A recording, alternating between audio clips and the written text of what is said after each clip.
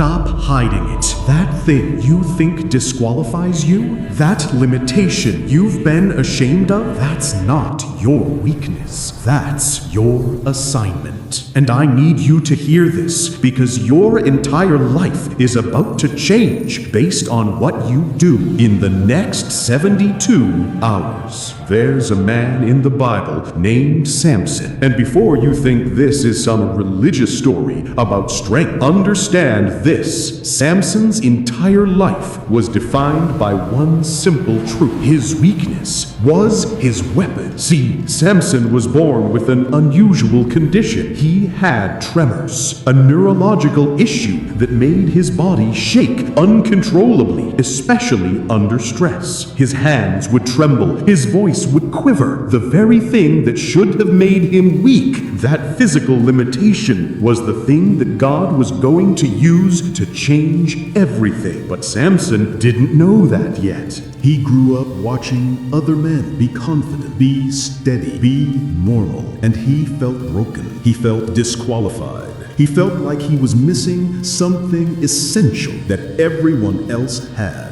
So he overcompensated. He became aggressive. He became bold in ways that felt false. He was trying to prove he was strong enough despite his tremors, despite his limitations. He was running from his weakness instead of understanding it. But here's what you didn't know about Samson's story. The tremors weren't a bug.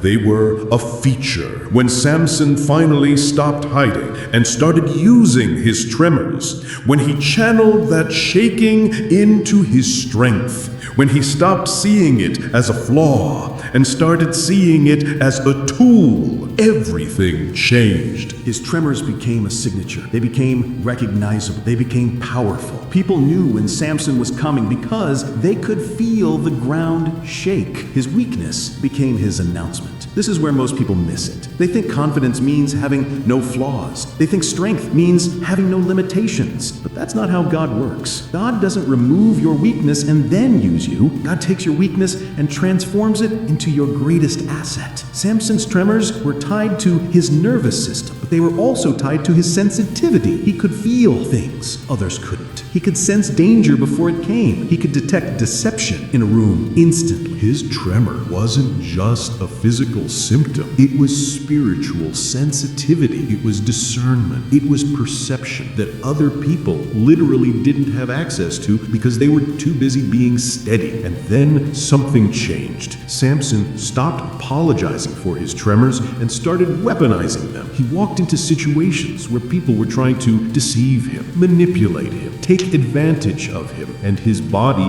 would shake, not from fear, from recognition, from his nervous system detecting what his mind hadn't consciously processed yet. His weakness became his warning system. But what if I told you that your weakness is the exact same thing, that the very limitation you've been hiding is actually your superpower wrapped in shame? Maybe you're too emotional, but that means you have empathy that others don't. You can sense when someone is hurting before they say a word. You can create connection that cold, logical people never will. Your weakness is actually your ability to love. That's not a flaw. That's your assignment. Maybe you're too sensitive to criticism, but that means you have standards. You care about doing things right. You won't settle for mediocrity because you can feel when something isn't aligned. Your weakness is actually your integrity detector. That's not a liability. That's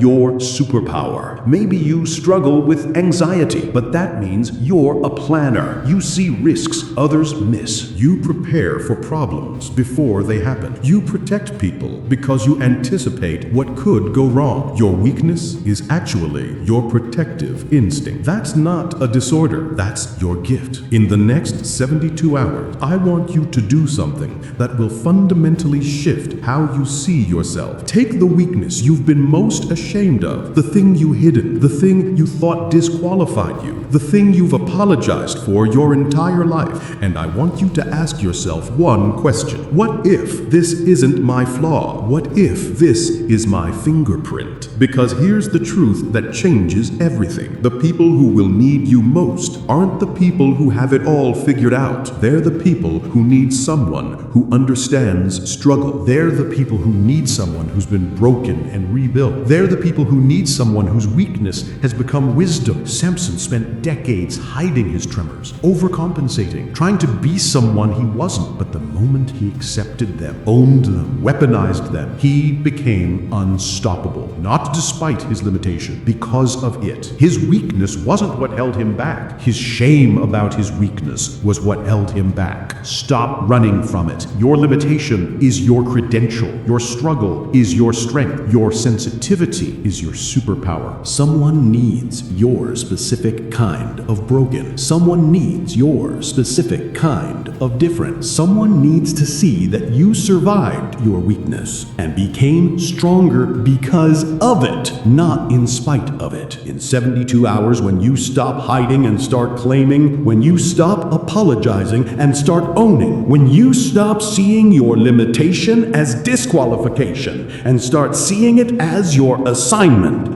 that's when you become dangerous. That's when you become useful. That's when you become exactly who you were always meant to be. Your weakness isn't your story's ending, it's your story's beginning. Accept it.